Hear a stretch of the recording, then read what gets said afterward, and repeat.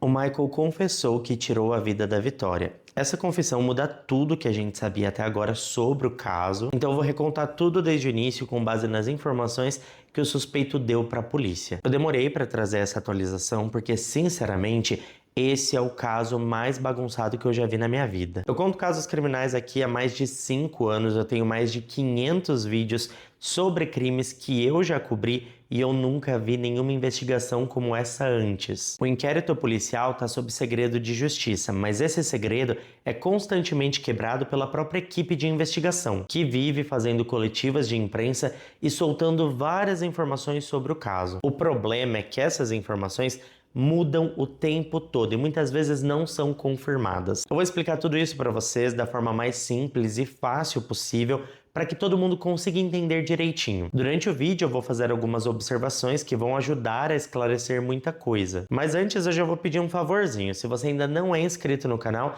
aproveita, já se inscreve e ativa o sininho para não perder nenhum vídeo novo. E agora sim, bora falar sobre o caso da Vitória.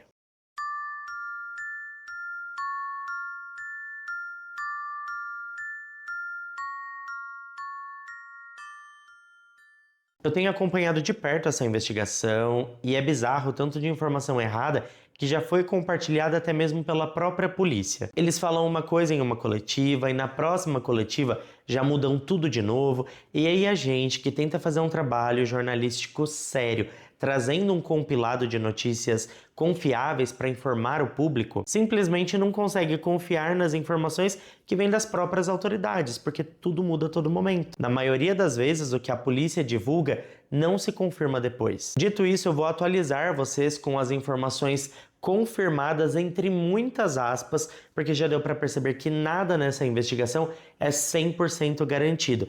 Pelo menos não até sair esse inquérito policial. No dia 18 de março de 2025, a Polícia Civil confirmou que o Michael Antônio Salles dos Santos confessou ter tirado a vida da Vitória Regina. A confissão foi presidida pelo delegado responsável pelo caso, o Dr. Fábio Lopes Senac, uma figura conhecida na cidade de Franco da Rocha por já ter concorrido nas eleições municipais como vice-prefeito. Segundo as informações da polícia, o Michael tinha uma obsessão pela Vitória. A perícia realizada no celular do suspeito revelou diversas fotos da vítima armazenadas no aparelho, além de imagens de outras meninas com um perfil físico semelhante ao da Vitória. Esse padrão deixou evidente que o Michael tinha uma preferência clara por meninas com aquele biotipo, o que reforça a teoria de que a obsessão dele não era casual, mas sim parte de um comportamento repetitivo e perigoso. Parece que ele era um stalker, gente. Além disso, a polícia conseguiu recuperar fotos que haviam sido apagadas do celular do Michael.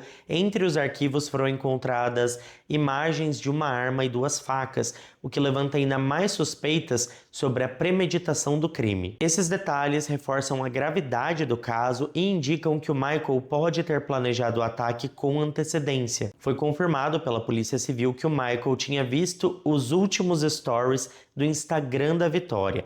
Em um desses stories, ela postou uma foto tirada no ponto de ônibus, marcando o horário e dizendo que estava voltando para casa. O detalhe que chamou a atenção da polícia foi que o Michael printou esse story. A partir dessa informação, a investigação tomou um novo rumo, agora focada na linha do tempo baseada na confissão do Michael. Seguindo essa linha de raciocínio, depois de ver o story da Vitória, o Michael sabia exatamente o momento em que ela desembarcaria do ônibus no ponto mais próximo da sua casa. Aquele lugar onde ela precisaria atravessar todo aquele trajeto de estrada de terra completamente deserto e na escuridão total. Ele antecipou os movimentos dela e se posicionou estrategicamente para interceptá-la. O Michael seguiu o caminho que a Vitória faria e, quando a encontrou, ofereceu uma carona. Ele não era um completo desconhecido para ela. Naquele bairro, Ponunduva, todo mundo meio que se conhece, então a Vitória,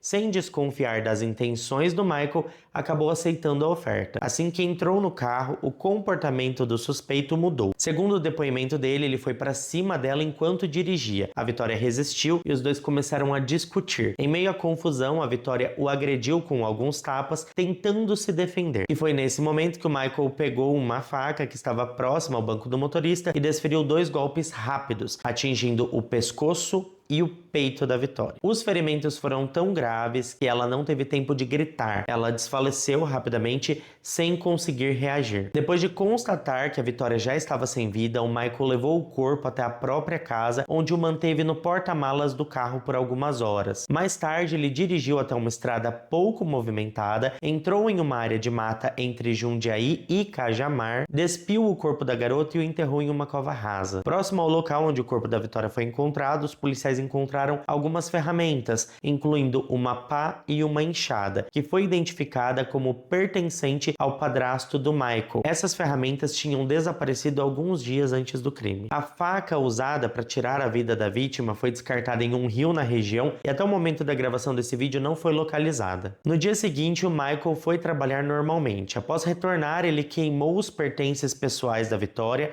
limpou o carro e lavou o porta-malas na tentativa de eliminar evidências. A perícia técnica da Polícia Civil identificou vestígios de sangue no porta-malas do veículo. Mas eu preciso lembrar que até o momento da gravação desse vídeo ainda não saiu o resultado que confirme que aquela amostra de sangue pertence à Vitória. A Polícia Civil de São Paulo concluiu que o Michael Antônio Salles dos Santos agiu sozinho na morte da Vitória Regina dos Santos. Durante a coletiva de imprensa, o delegado Luiz Carlos do Carmo, diretor do Departamento de Polícia Judiciária da Macro São Paulo, afirmou que não restam dúvidas sobre a autoria isolada do crime. Então, eu queria apontar como um único autor desse crime que vitimou a Vitória foi Michael Salles. E as provas que foram carreadas no inquérito policial pela equipe do Dr. Fábio, não restam dúvidas quanto que ele praticou esse crime sozinho. Só que isso entra em contraste direto com declarações anteriores das autoridades, que chegaram a afirmar com certeza o envolvimento de mais de uma pessoa no crime, ressaltando a dificuldade de uma única pessoa executá-lo sozinha. É possível que tenha participado mais de uma pessoa desse crime, Bárbara? Com certeza pode ter, senão ela resistiria, não daria para ser degolada por uma pessoa sozinha e com os tipos de ferimento que ela está. Embora o corpo esteja em decomposição, dá para ver que houve bastante sinais de tortura, de violência muito graves. Então, teria que ser pelo menos 2 pessoas. Eu não estou falando isso para descredibilizar o trabalho da polícia, mas eu acho importante pontuar essas divergências nas informações dadas durante as coletivas de imprensa. Isso porque, ao longo de toda a investigação, a própria polícia apresentou versões diferentes sobre o caso. E é exatamente isso que eu quero que vocês entendam. No primeiro vídeo que eu fiz aqui sobre o caso, eu fui massacrado por várias pessoas que estavam questionando a minha seriedade, dizendo que eu estava passando informações incorretas, mas a verdade é que eu sempre trouxe para vocês exatamente o que foi divulgado pela própria polícia e pelas autoridades. Eu não tirei nada da minha cabeça, não inventei teorias e nem segui achismos. Tudo que eu compartilhei com vocês foi um compilado das informações oficiais que a polícia forneceu ao longo da investigação. Uma investigação, aliás, que dizem estar sob segredo de justiça. Então vocês conseguem entender agora o que aconteceu? Eu sempre trouxe os fatos da forma mais fiel possível, mesmo quando a narrativa mudou ao longo do tempo. E é por isso que eu acho tão importante a gente prestar atenção nessas mudanças, porque elas podem revelar muito mais sobre o caso do que o que foi oficialmente dito. Boa parte da confusão surgiu pelo envolvimento de várias delegacias nesse caso. O delegado de Franco da Rocha, o Dr. Aldo Galiano, foi quem deu a primeira coletiva de imprensa assim que o corpo foi encontrado. Mas depois vieram outros delegados, como o Dr. Fábio Senac e o Dr. Luiz Carlos, que também deram várias coletivas de imprensa, e cada um com uma informação diferente. Até o secretário de Desenvolvimento Urbano e Mobilidade, o Leandro Arantes, chegou a dar declarações à imprensa. Parecia que todo mundo queria aparecer na TV. E isso, gente, acabou contribuindo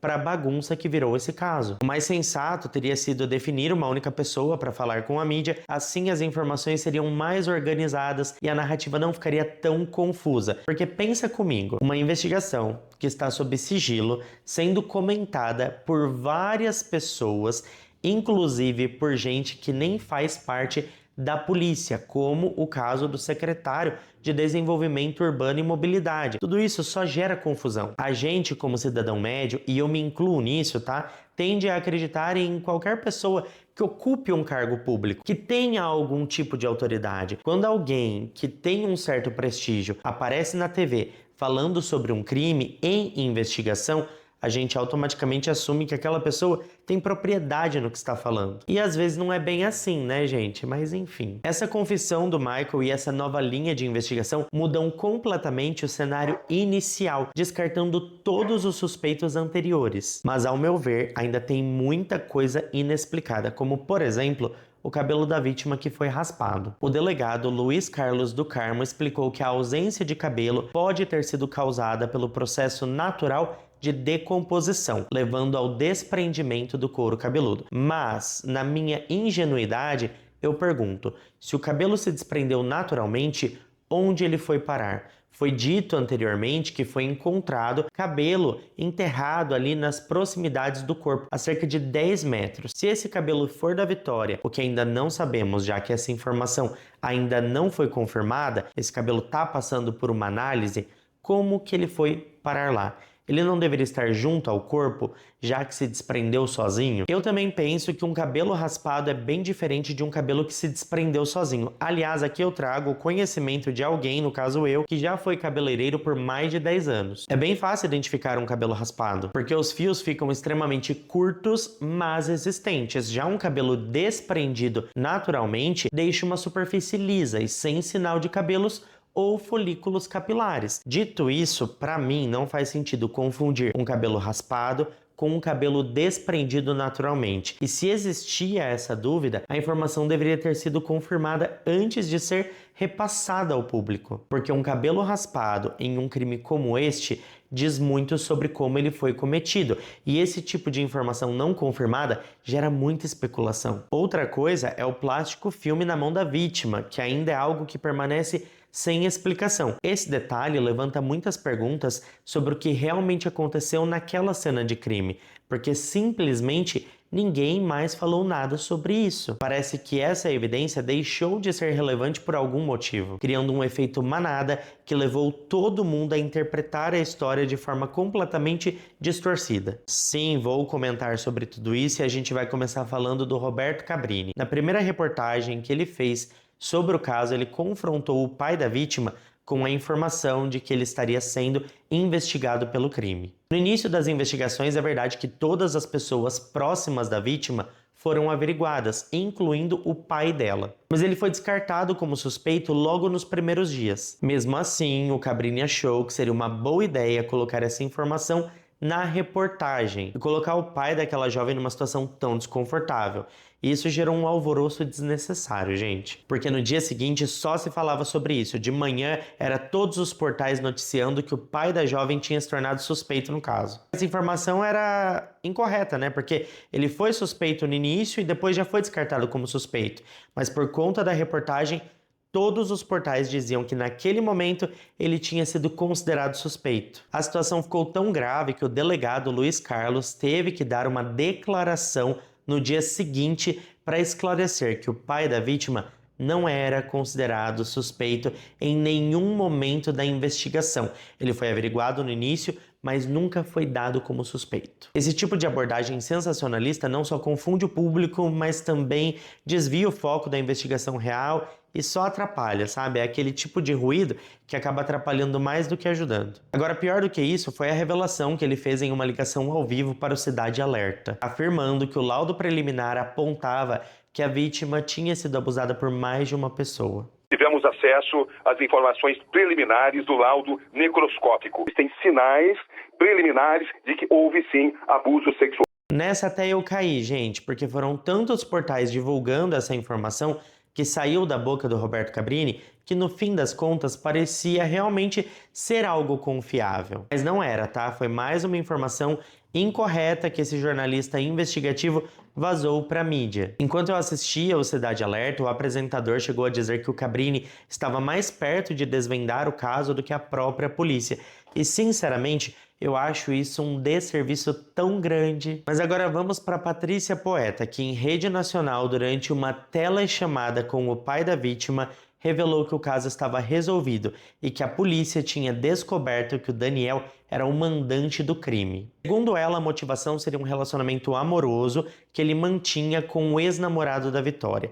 Essa declaração causou um enorme impacto na opinião pública, gerando uma onda de especulações e julgamentos precipitados, além de colocar o pai da vítima mais uma vez em uma situação completamente constrangedora e complicada. Porque vejam só, até aquele momento, aquele homem não sabia o que tinha acontecido com a sua filha, e agora ele estava sabendo através de uma apresentadora em um programa ao vivo com milhões de pessoas assistindo o motivo da filha dele ter perdido a sua vida. Eu acho isso totalmente desumano. Inclusive, mais tarde, essa informação foi refutada e confirmado que não refletia a realidade. A Patrícia recebeu essa informação porque a polícia chegou a considerar essa linha de investigação, mas ela foi rapidamente descartada por falta de provas concretas. As provas que ligavam, o Daniel ao Gustavo Vinícius, que dizia que os dois tinham um relacionamento, eram apenas testemunhais. Esse tipo de prova acaba sendo considerada fofoca, digamos assim.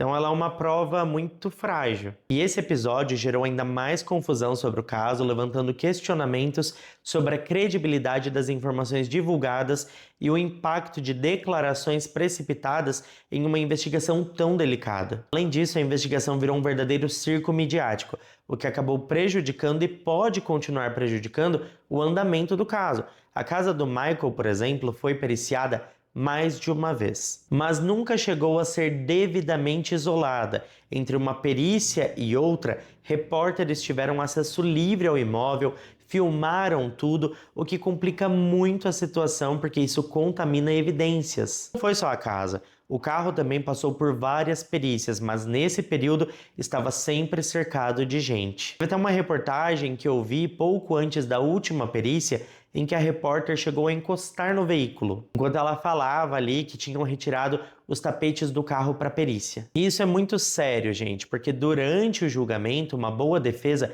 pode facilmente invalidar essas provas, alegando que os protocolos de isolamento não foram seguidos. E o local onde o corpo da vítima foi encontrado também virou ponto de visitação. Inúmeras pessoas passaram por lá, incluindo o Roberto Cabrini, que chegou a mostrar um cabelo a cerca de 10 metros do corpo. E no final das contas, é no mínimo estranho que uma evidência como essa seja coletada junto com uma reportagem em andamento. Claro que isso garantiu um baita furo de reportagem, mas pode ter contaminado a coleta de provas por conta do número de pessoas que estavam no local para fazer a reportagem. Foi exatamente por causa de tudo isso que eu parei de cobrir o caso, mas agora eu estou voltando com essa atualização justamente para pontuar todas essas inconsistências e os problemas envolvendo as notícias sobre o caso da Vitória. A grande mídia tem causado um impacto enorme divulgando informações muitas vezes enganosas só para conseguir um furo de reportagem. Isso acaba atrapalhando ainda mais a investigação e afetando a própria família da vítima. Além de, claro, colocar em risco pessoas que agora são consideradas inocentes, como, por exemplo, o Daniel e o Gustavo Vinícius, que no fim das contas foram vítimas desse caso. Eles tiveram os seus nomes jogados na lama, pisoteados por algo que não fizeram. E é óbvio que correram o risco de sofrer represálias de populares revoltados e convictos de que eles estavam envolvidos na morte da garota. Casos como esse são mantidos em segredo de justiça justamente por conta disso, porque os suspeitos podem sofrer represálias de populares. Aliás, eu já vi casos de pessoas inocentes que foram linchadas por conta de notícias vazadas e não confirmadas. Tenho certeza que vocês também já viram vários casos assim. O que teria sido mais sensato nessa história toda, na minha opinião, era a polícia ter ficado em silêncio, já que eles não tinham nada concreto, e só dar qualquer declaração quando o caso estivesse realmente solucionado. Porque como a gente viu depois da confissão do Michael, nada mais é como foi inicialmente divulgado. Outro ponto crítico dessa história toda é o pedido de prisão do Gustavo Vinícius e do Daniel. Se o pedido de prisão tivesse sido aprovado, o Daniel e o Gustavo Vinícius teriam suas vidas completamente afetadas por uma acusação que mais tarde se provaria infundada. Imagina o impacto psicológico de serem presos injustamente, o trauma, a humilhação pública, o estigma de serem tratados como criminosos, mesmo sendo inocentes. E depois, mesmo que fossem libertados, como que se recupera o tempo perdido? A reputação, as oportunidades de trabalho, os relacionamentos pessoais, tudo poderia ser afetado permanentemente. O Daniel, por exemplo, chegou a dar carona para a família da Vitória e do nada a família dela tinha a informação de que ele era o mandante do crime. Como que se supera uma situação dessas? Me fala. O mais preocupante é que dificilmente alguém seria responsabilizado por esse erro. O sistema seguiria em frente, mas o dano na vida do Daniel e do Gustavo Vinícius provavelmente ficaria marcado para sempre. E mesmo sendo considerados inocentes depois, o julgamento da sociedade costuma ser implacável. Aquela sombra da acusação poderia e pode ainda persegui-los para o resto da vida. A gente não pode esquecer de falar também sobre a dona Edna, que foi encontrada sem vida numa área de cachoeira entre Cajamar e Jundiaí. A dona Edna tinha uma extensa ficha criminal e ela acabou sendo ligada ao caso porque, segundo a investigação, ela chegou a trabalhar como doméstica e cuidadora para um familiar do Michael. Inicialmente acreditava-se que a mulher era uma queima de arquivo, que ela viu o que não devia ter visto, mas o delegado disse em sua coletiva que essa teoria foi descartada e que o laudo necropsial aponta que ela faleceu de causas naturais. Mas essa informação acaba não sendo relevante para o caso da Vitória, já que o seu envolvimento foi descartado. Após essa confissão do Michael, a Polícia Civil afirmou que o caso está quase solucionado. Sinceramente, eu não sei.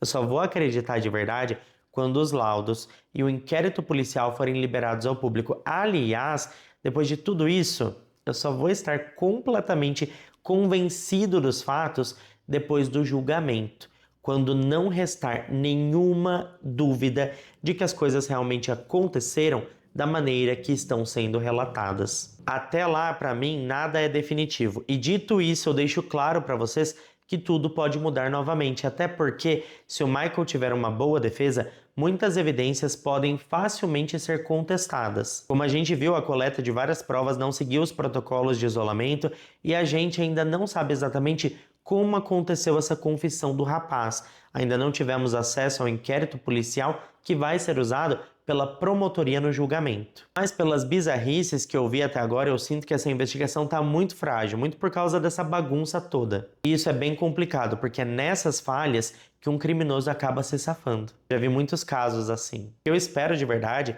é que tenha justiça pela Vitória, e se surgir alguma novidade eu volto para atualizar vocês. Agradeço a todos que ficaram até aqui comigo. Se ficou até aqui, não esquece de deixar o seu like, que ajuda muito na divulgação do canal. Beijo grande para todos vocês e até o próximo vídeo.